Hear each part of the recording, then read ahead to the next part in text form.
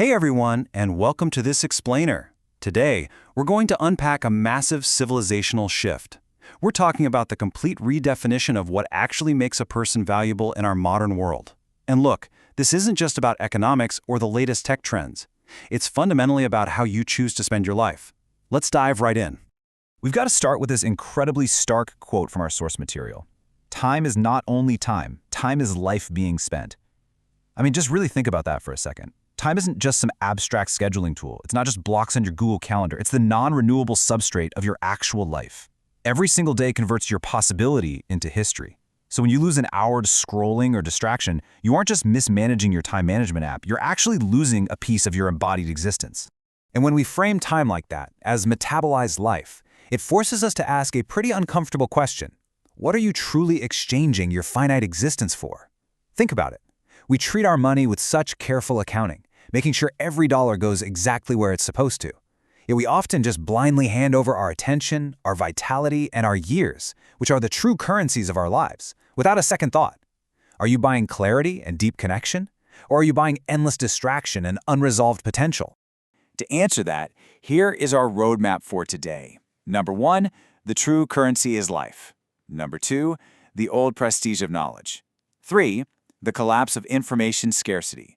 4, the new gap, which is implementation. And finally, number 5, commentary versus contribution.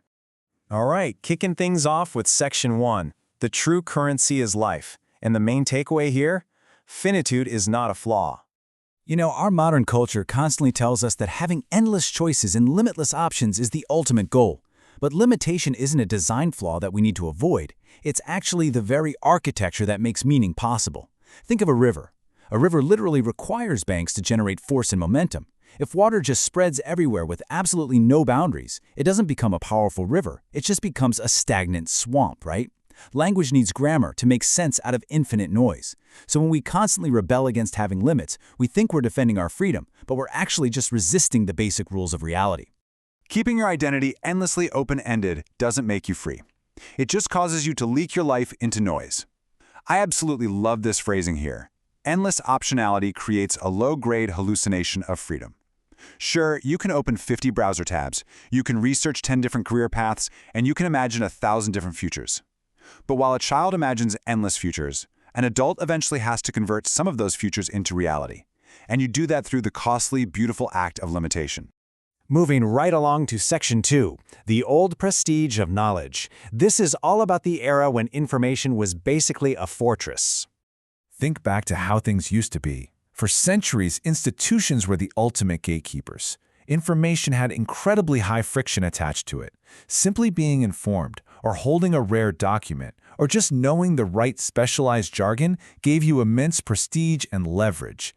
If you could synthesize information and sound smart in a boardroom, you were highly rewarded. Society literally worshipped credentials because acquiring that knowledge was genuinely difficult, time-consuming, and expensive. So as we can see here, in the old world, you were rewarded for what we call performative awareness. You got points just for possessing knowledge and giving your commentary on it. You could borrow the vibe of being capable without actually exposing yourself to the risk of execution. But in the new paradigm, the premium is shifted entirely. Now you are rewarded for actually building, for iterating, and for bearing the consequences. So why exactly did this massive shift happen? Well, that brings us to Section 3, the collapse of information scarcity, the AI disruption. The stuff that we used to proudly call high-level knowledge work is rapidly, and I mean rapidly, becoming basic infrastructure. Look at what AI is completely commoditizing right now. Information synthesis, writing first drafts, complex formatting, summarizing massive amounts of literature, and translating raw data into strategy. If you built your entire professional identity around being the person who summarizes documents or formats knowledge, well, this is a highly disruptive, almost existential moment. But here is the twist. AI isn't necessarily making humans obsolete. That's a huge misconception. Rather, it's democratizing synthesis and entirely destroying the old monopoly on answers. AI is basically a tireless, infinitely patient junior collaborator. It means any motivated person can instantly scaffold themselves with top-tier informational assistance. The barrier to entry has completely collapsed. Answers are just no longer the bottleneck. Which leads us to Section 4, the new gap, implementation. Because action is the new prestige.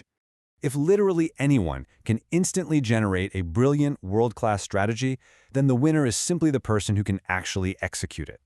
Implementation is where those elegant, AI-generated ideas crash headfirst into stubborn, messy, real-world variables. Action is no longer just this mechanical afterthought that happens once the real thinking is done. Action is a profound form of intelligence. It's your ability to absorb market surprises, navigate personality conflicts, push through emotional fatigue, and handle random absurdity without totally collapsing. So what does true implementation actually look like? Let's break it down into these 5 disciplines. First up, prioritization. That's ranking what actually matters when everything feels urgent. Second is decomposition. You have to break abstract goals down into visible, actionable steps. Third is closure, and this one is huge. It's having the grit to tolerate that awkward final 20% to actually finish a project. Fourth is feedback integration, which means adjusting your actions based on what reality is screaming at you. And finally, emotional governance. You have to manage your own fears, your boredom, and your perfectionism so you don't just quit the second the initial excitement fades. And that brings us to our final section, Section 5, Commentary versus Contribution. This is all about the trap of looking smart without actually bleeding in the arena. There is a massive psychological and economic gap between the commentator and the contributor. Criticism and commentary, they're emotionally cheap. The commentator is protected from failure. They stay uncommitted. If a project fails, they get to say, I saw the flaw. If it succeeds, they say, well, I spotted that trend early. But the contributor? Oh, they are exposed to public measurement. They are tangled up in the messy logistics of reality, and they have to accept the painful, very public cost of imperfection.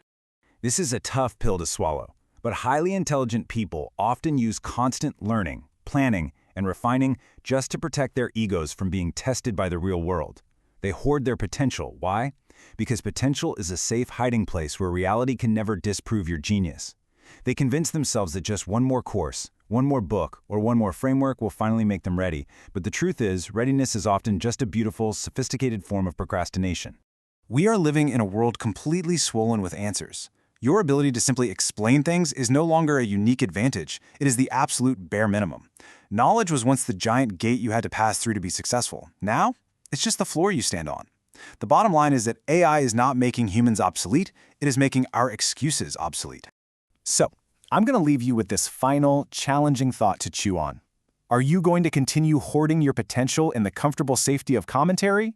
Or are you going to spend your incredibly precious, finite life converting that understanding into actual, durable contribution? The tools are right there. The knowledge is abundant. The only thing left to do is to step into the arena and build.